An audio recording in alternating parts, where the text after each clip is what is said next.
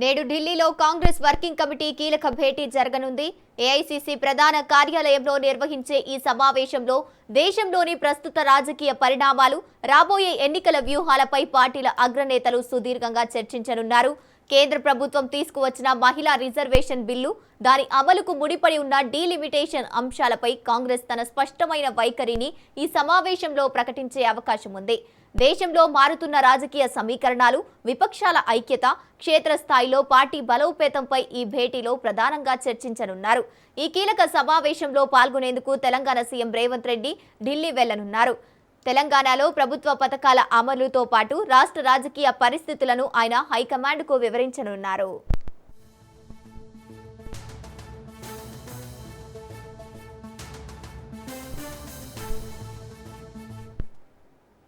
Right, ఇక ఇదే అంశానికి సంబంధించి పూర్తి డీటెయిల్స్ మా ప్రతినిధి రాజు ఫోన్ ఇన్ ద్వారా అందిస్తారు. రాజు, చెప్పండి, తెలంగాణ సీఎం రేవంత్ రెడ్డి ఢిల్లీకి వెళ్లనున్నారు.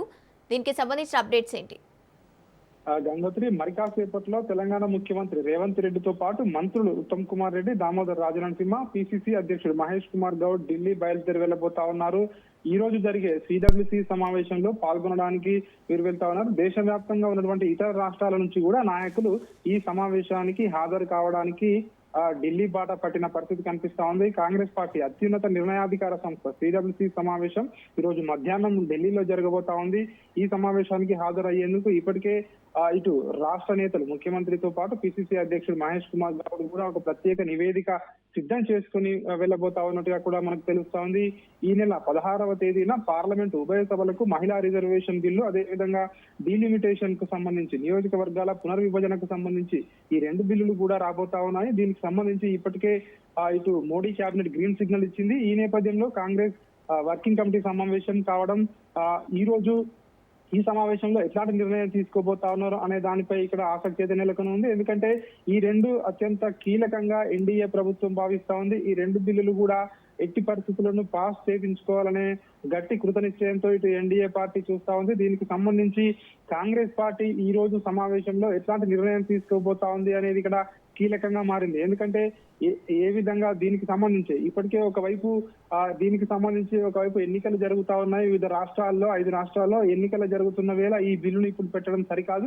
ప్రత్యేక పార్లమెంటు సమావేశాలు ఏర్పాటు చేసి ఈ బిల్లులను సభలో ప్రవేశపెట్టి ఆమోదించుకోవాలని చెప్పి గతం నుంచి కూడా ఇటు ఇండియా కూటమి సభ్యులు, ప్రధానంగా కాంగ్రెస్ పార్టీ కూడా ఇటు మోడీ ప్రభుత్వాన్ని కోరుతా ఉంది. కానీ మోడీ ప్రభుత్వం ససేమిరా అంటుంది. ఎట్టి పరిస్థితుల్లోనూ ఈ సమావేశాల్లోనే ఈ రెండు కీలకమైనటువంటి బిల్లులు పెట్టి ముందుకు వెళ్లాలని మోడీ ప్రభుత్వం చూస్తా ఉంది. ఈ నేపథ్యంలోనే ఈ రోజు సిడబ్ల్యూసి సమావేశంలో ఎట్లాంటి నిర్ణయం తీసుకోబోతా ఉన్నారు, దేశవ్యాప్తంగా ఈ విధంగా ముందుకు వెళ్లాలి, అదేవిధంగా 2029 ఎన్నికలకు సంబంధించి అన్ని రాష్ట్రాల్లో కాంగ్రెస్ పార్టీని ఏ విధంగా ముందుకు తీసుకెళ్లాలి అనేటువంటి నాయకులకు దిశా నిర్దేశం అధిష్టానం అయితే చేయబోతా ఉంది. ఇక తెలంగాణ విషయానికి వచ్చినట్టయితే తెలంగాణలో ఇప్పటికే 2.5 సంవత్సరాలు కాంగ్రెస్ పార్టీ అధికారంలోకి వచ్చి ఇప్పటికే పూర్తి అవుతా ఉంది. కాబట్టి ఈ 2.5 సంవత్సరాల్లో పార్టీ ఇచ్చినటువంటి ఏవైతే హామీలు కానివచ్చు, గ్యారంటీలు కానివచ్చు, ప్రభుత్వ సంక్షేమ అభివృద్ధి పథకాలు ఎంత మేరకు అమలయ్యాయి, ఇంకా ఏ పథకాలు పెండింగ్ లో ఉన్నాయి, ఇక్కడ రాష్ట్రంలో ఉన్నటువంటి రాజకీయ పరిస్థితులు ఏ విధంగా ఉన్నాయి అనేటువంటి అన్ని అంశాలను కూడా నాయకుల నుంచి ఫీడ్బ్యాక్ తీసుకోబోతా ఉన్నారు. అదేవిధంగా మంత్రివర్గ విస్తరణకు సంబంధించి ఈ సమావేశంలో ఒక స్పష్టత వచ్చే అవకాశం ఉంటుంది అన్నటువంటి చర్చ కూడా కాంగ్రెస్ పార్టీ వర్గాల్లో కొనసాగుతోంది. ఎందుకంటే ఇప్పటికీ ఇంకా కూడా మంత్రివర్గంలో 2 బెర్తులు ఖాళీగా ఉన్నాయి. వీటితో పాటు నామినేటెడ్ పదవుల భర్తీపై ఇంకా కూడా రేపు మాపు అని చెప్పి తాత్సారం చేస్తా ఉన్నారు. దీనికి సంబంధించి కూడా ఈ సమావేశంలో ఒక స్పష్టత వచ్చే అవకాశం కనిపిస్తోంది. మధ్యాహ్నం సిడబ్ల్యూసి సమావేశంలో పాల్గొన్న తర్వాత సాయంత్రం ముఖ్యమంత్రి రేవంత్ రెడ్డి, ఏఐసీసీ సీనియర్ నాయకులు మల్లికార్జున ఖర్గే, అదేవిధంగా రాహుల్ గాంధీలతో ప్రత్యేకంగా విడివిడిగా భేటీ అవ్వబోతా ఉన్నారని మనకు సమాచారం అందుతా ఉంది. ఈ భేటీలో రాష్ట్రంలో ఉన్నటువంటి నామినేటెడ్ పదవులు, అదేవిధంగా ఇంకా మంత్రివర్గ విస్తరణకు సంబంధించి, అదేవిధంగా మంత్రివర్గాన్ని కూడా ప్రక్షాళన చేస్తారని చెప్పేసి ఒకవైపు పెద్ద ఎత్తున వార్తలు వస్తా ఉన్నాయి. కొంతమంది మంత్రులను కేబినెట్ నుంచి తొలగిస్తారు, కొత్త వారిని తీసుకుంటారు, అదేవిధంగా మంత్రుల శాఖలు మారుస్తారు అన్నటువంటి ఊహాగానాలు పెద్ద ఎత్తున వస్తా ఉన్నాయి. కాబట్టి వీటన్నిటికీ సంబంధించి ఈ రోజు సమావేశంలో ఒక స్పష్టత